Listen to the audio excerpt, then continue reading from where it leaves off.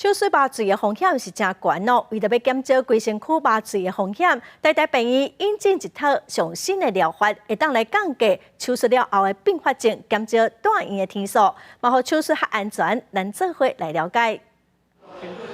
麻醉手术愈来愈普遍，敢若是110年全台全身麻醉手术图240万例，相当每10个人就一人进行全麻手术，其中台病院就占3.6万例。以急动男脑病髓等6大病人是高风险族群。医师表示，临床常常民众因为烦恼麻醉了后无法度醒过来，无想要进行手术煞兼顾病情。台病院引进上新的术后加速康复疗程，简单叫做 ERAS， 不仅能降低术后并发症，也提高手术的安全性。重症肌无力的患者，过去麻醉完之后，很有可能要插管去加护病房待3天到1个礼拜，才有办法恢复力气拔管。但是现在透过这一个特殊的专利药物，3分钟就可以让重症肌无力的患者完全恢复，脱离呼吸器。根据台湾麻醉医学会调查发现，有2.7%民众对麻醉无什么安全感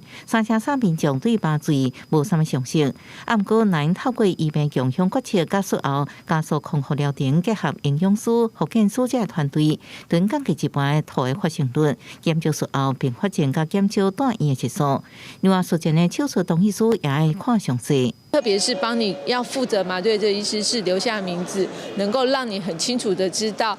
麻醉风险的时候，你需要有人解释的时候，麻醉科医师可以提供非常好的帮忙。卫福部强调，手术安全是临床医疗重要议题。在111甲112年度的病院医疗品质甲病人安全工作目标当中，也提升手术安全列为重要项目。呼吁各病院应落实手术麻醉整合照护，降低全麻手术风险，确保病人安全。记者综合报道。